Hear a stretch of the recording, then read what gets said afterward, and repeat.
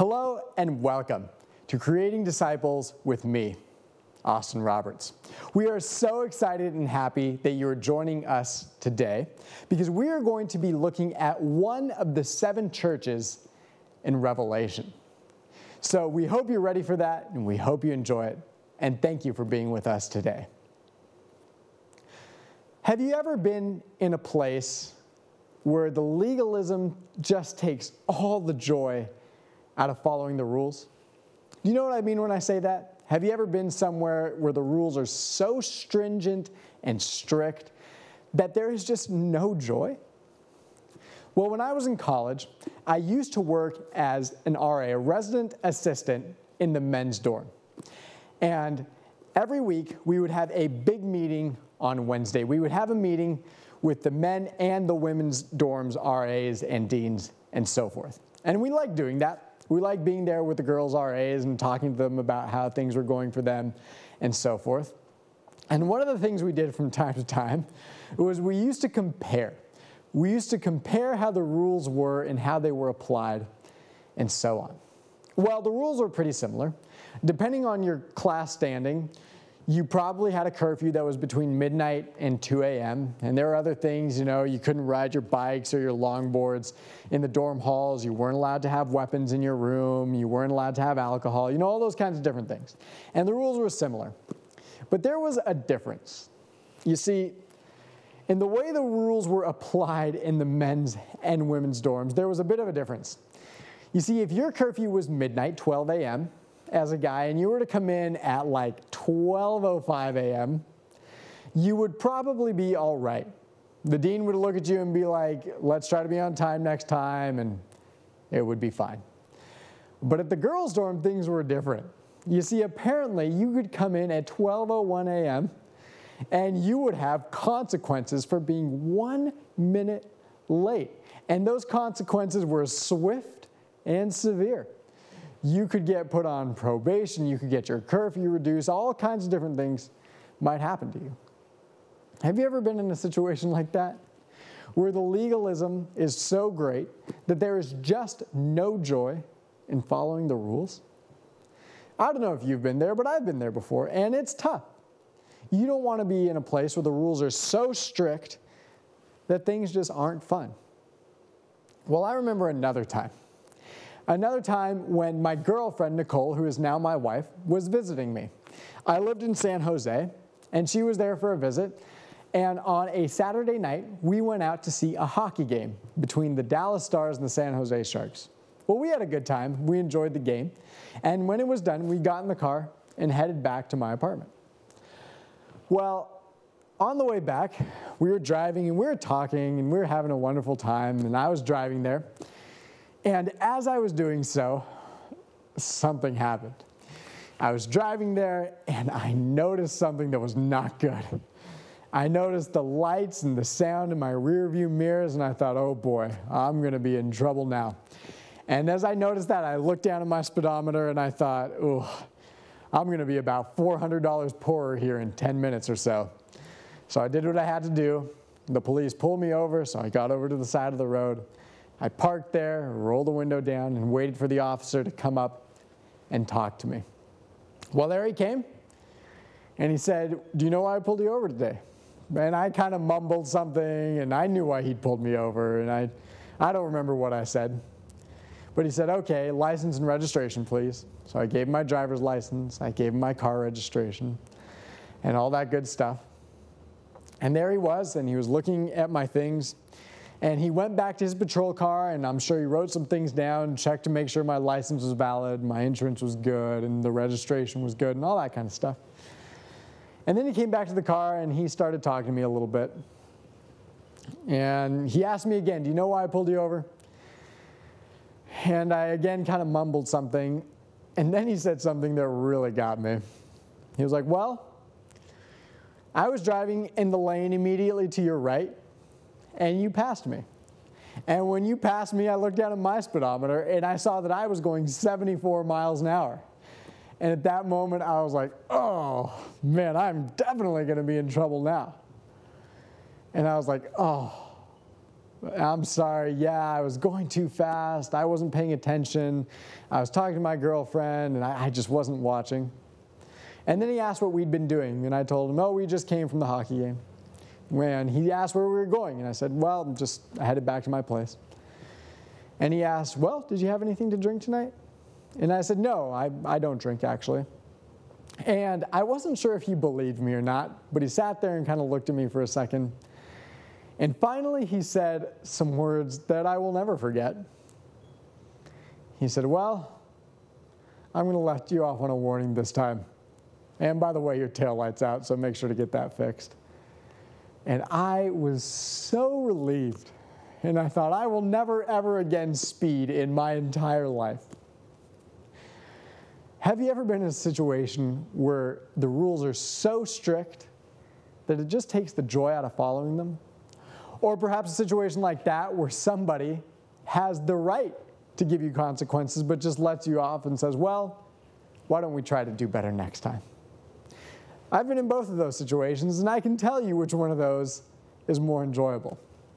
Well, if you ever have been in a place where things are very legalistic and the rules must be followed at all costs, perhaps you are familiar with the context into which we will step today.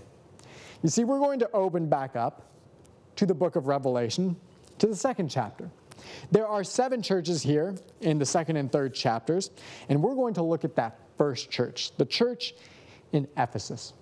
But before we read what the text says, what was written, I'm going to tell you a little bit about the Ephesian church and about the city of Ephesus.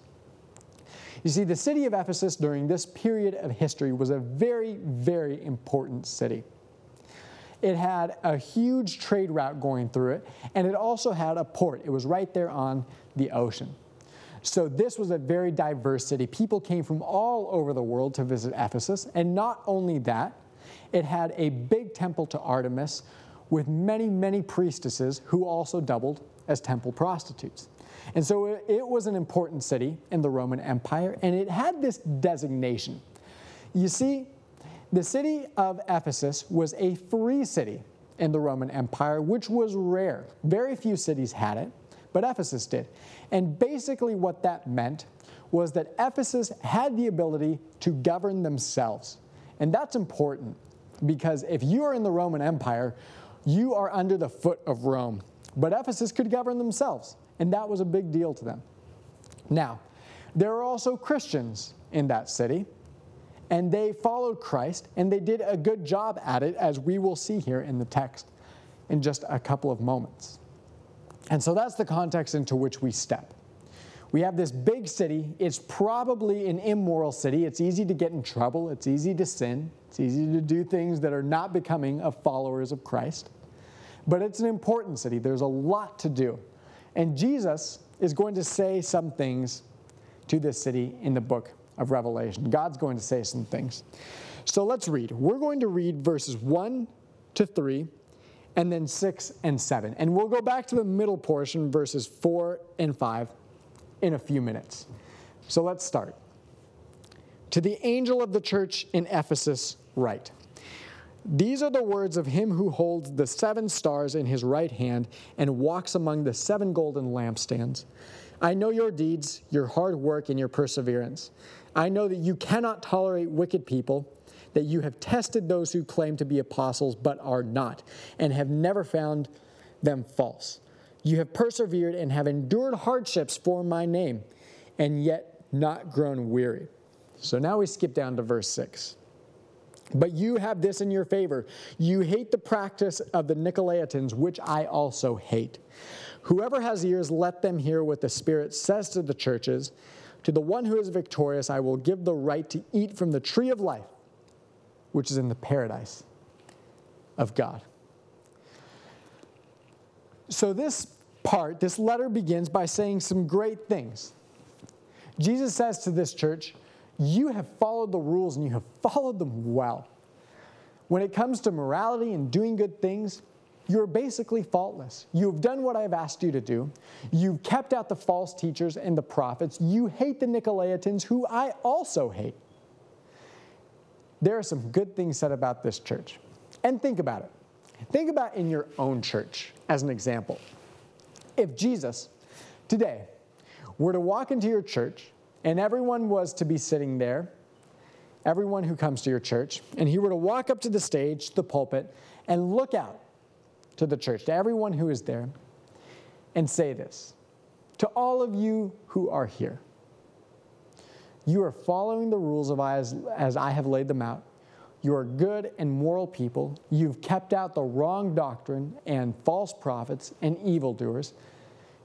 And you're good people. You hate the practices that I hate. And so let everybody hear that this church, your church, is a good church. You would feel good about that. I would feel good about that if Jesus were to say that about my own church.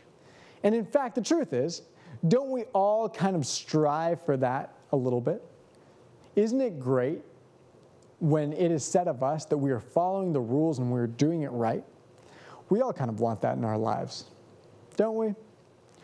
And that is what Jesus says to this church. That's what he says here. He says, you are a beacon of light in a dark world. When people look upon you, you shine bright. Well, that's a wonderful thing to hear. I don't know if you have ever seen a film by the title of The Finest Hours, but I have. And the film is the story of the most dangerous U.S. Coast Guard rescue mission ever. It takes place in Massachusetts in February. It is winter, and as you can imagine, winter in the northeastern part of the United States is cold, and it is stormy, and it is below freezing. There is snow and ice everywhere. It is not a nice place to think about living over the winter time, at least. But that's where this story happens. And as the story goes, there was a ship off the coast of Massachusetts that had gotten into a shipwreck. And the shipwreck was so bad that this ship, the USS Pendleton, I believe, had split in half, and they were in trouble. One half of the ship had already sunk, and the other half was going to follow that quickly. Well, on the shore, the U.S. Coast Guard decided that they needed to do something, but it was dangerous. And so they talked and they got together and they decided finally that they were going to send Bernie Weber, one of the new men there, to go out with a couple of the other guys and rescue the guys on this ship. And the truth is that this mission was really a suicide mission.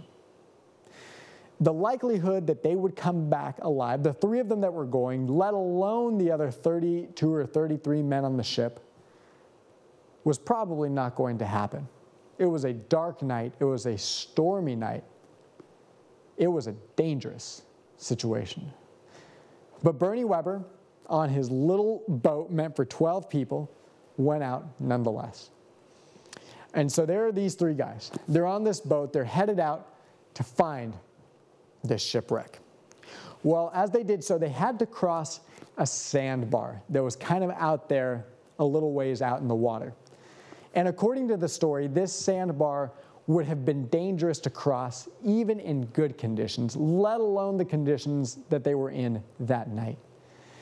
And he had to time it just right, but they got out there that evening and they had to wait for a wave before it would crash so it wouldn't capsize them, and wait before it got too big. And they went and they crashed directly into that wave and made it through. In the process, however, they lost their compass, which was ever so important in guiding them to their destination at the shipwreck and then back home. But somehow, by the grace of God himself, they found the shipwreck. And there were the men hanging on for dear life, and they loaded safely 32 out of the 33 men, only one perished, onto that boat meant for 12. And then they had nothing else to do but to turn around and head home. So that's what Weber did. He turned that little boat around and headed for shore. But they were in trouble. They had lost their compass. It was dark, it was stormy, and they did not know where they were going. But he went, and he went for what seemed like hours on end, headed for a shore that he didn't know where it was. But they continued on. And finally, after what must have seemed like an eternity to them and the people on the shore, someone had an idea. You see, someone on shore thought these men are never going to make it back home if they can't see the shore. They might be dead already, but let's do something. And so all the people on the shore lined their cars up on the shore and turned the headlights on. So suddenly, in a night that was oh so dark, there was a beacon of light, a beacon of hope. And Weber and the many men on his small boat made it home in an incredible show of strength and courage. And by the grace of God himself, they survived. Only because of a beacon of light in a dark and dangerous night. And that's why Jesus praises the Ephesian church here. He says, basically, you're a beacon of light in a dark night, a place that is difficult for people to see. When they look at you, they see something good, they see something moral, they see something that they should also be doing. And so the Ephesian church is praised for that. The truth is, however, the story doesn't quite end there. There are a couple more verses, if you remember, that we haven't read yet. So let's read them together and see what is said to this church. Those are verses 4 and 5. And the text says this: "Yet I hold this against you. You have forsaken the love you had at first. Consider how far you have fallen. Repent and do the things that you did at first. If you do not repent, I will come to you and remove your lampstand from its place." Ooh, that is harsh. Jesus is saying, repent, or I'm going to take your lampstand away. I'm going to remove your church altogether. That's a harsh thing to think about. You see, the Ephesian church was struggling with a problem, one that you may, in fact, be familiar with. They were a church without love. They were a church that was legalistic, that was strict, and that was cold. Have you ever been in a place like that? A place where following the rules that are so strict just takes the joy out of doing it? Well, that's the situation that the Ephesian church was in. And maybe you're in a similar situation.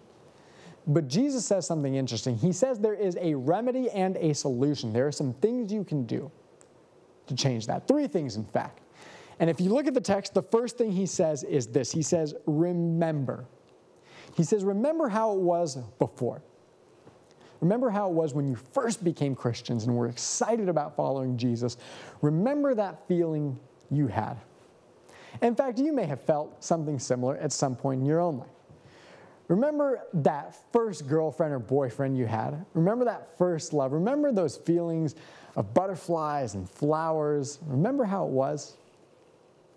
And that's what Jesus is saying here. He's saying, remember that feeling.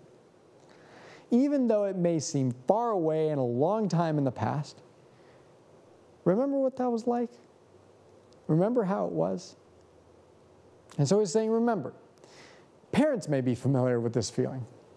Remember your first child, the first child that came into this world, and it changed your life. And for this child, you know what you would do? You disinfected everything. You sold the dog. You wouldn't let people within 10 feet of that child in case they were sick. Remember that feeling? And then by the time the 4th child comes along, it's like, well, that dirt he's eating will build immunity anyway. And Jesus is saying, remember. Remember how it was at first, when you first started following me. And that's the first thing he tells them. He tells them to remember. And that's important, to remember how it was at first. But then there's a second thing. The second thing he says is to repent of their ways. And if we go back and look at the original language in which this letter was written, the original Greek, the word that is used there is metanoeo. And if we literally translate that word means to turn around.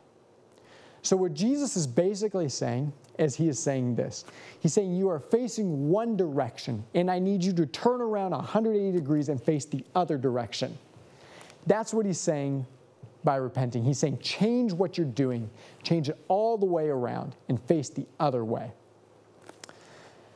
When I was in college, one of the very first classes I took struck a deep lesson with me. It was the very first ministry class taught by Dr. Paul Dybdahl. And I remember one day in class, he made this example about people who were following Christ. He went to the whiteboard and he drew a cross. He drew a cross there on the whiteboard. And then surrounding that cross, he just put many different dots around it. And he said each one of these dots represents a person. And some of the dots were very close to the cross, and others were very far away from the cross. And then he did something interesting. You see, with many of those dots, he put arrows by the dots. And he connected them, and some of the arrows pointed toward the cross, and some of the arrows pointed away from the cross. And he said, listen, the truth is that in your life, it doesn't really matter how close or how far away you are from the cross. What really matters is which direction you're facing. Even if you are very, very far away from the cross, if you are facing toward the cross, if you're headed that direction, you're in good shape. But you could be right next to the cross, and you could have turned your back on it, and you're going away. And that's not good. So the truth is, it doesn't matter how close you are, but you must face the cross. You must head toward the cross. And that's kind of what Jesus is telling the people here. He's saying, you are oh so close to the cross, but you're facing the wrong direction. You need to repent. You need to turn around. You need to face the cross. And that is an important lesson and a difficult lesson to learn sometimes. We might be right there. We might be oh so close. But if we're looking the wrong way, doesn't matter. What's the point? We could be so far away, but as long as we're headed the right way, we're in good shape. And that is what they're talking about here. That's what Jesus is talking about here. He's saying, face the cross. So first he said, remember. Remember how it was at first, when you first started following me.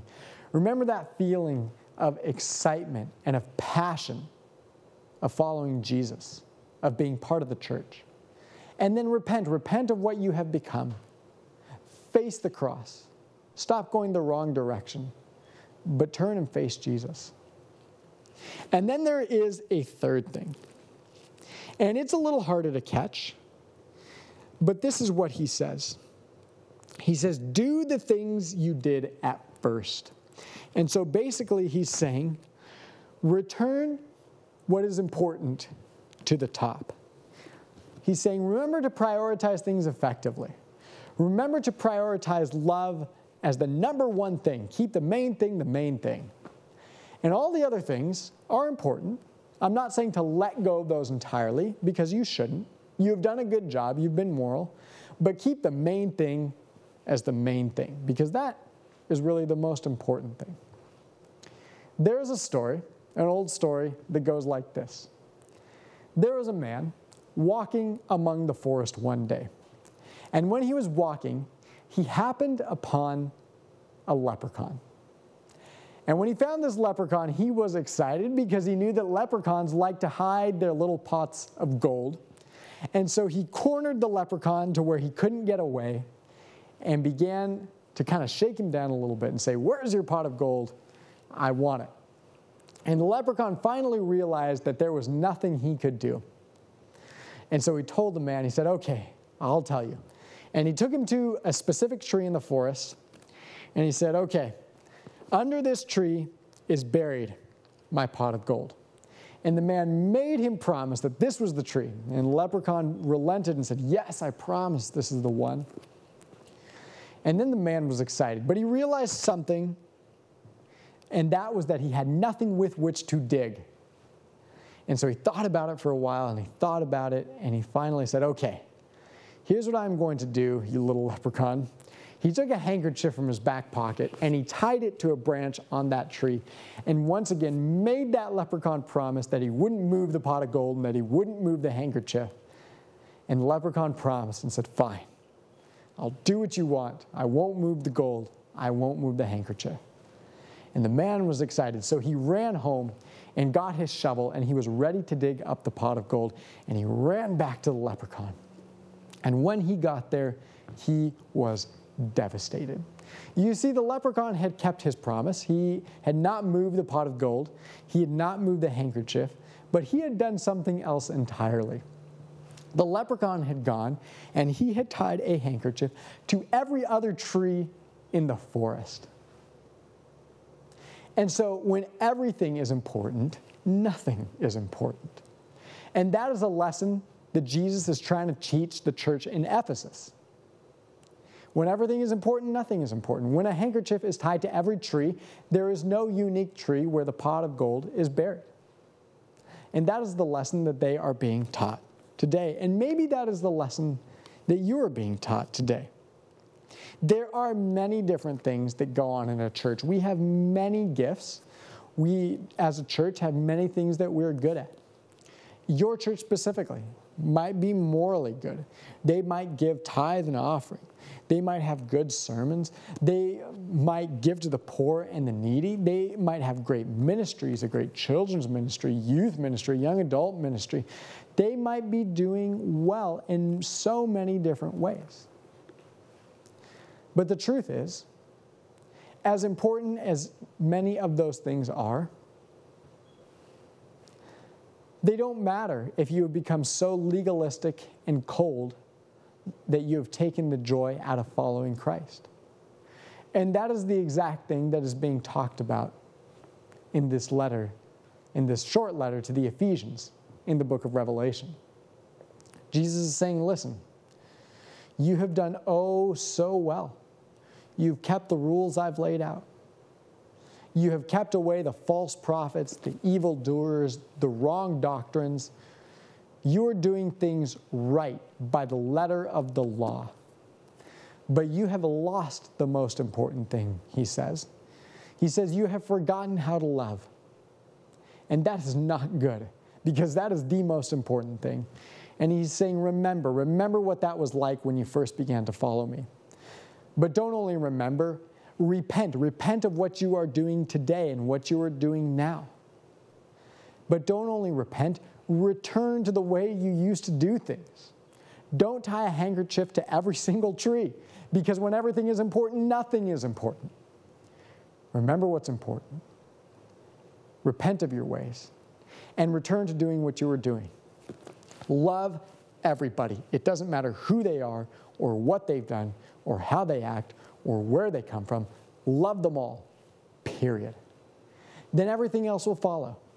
Don't stop following the rules. Don't stop doing good things. But understand that those things are less important than love. They're still important, but when they are compared to love, I suppose you could say they might be a little peripheral. So remember that, says Jesus. Thank you so much for joining us today on Creating Disciples. We hope you come back next time for another message. Have a wonderful and blessed day.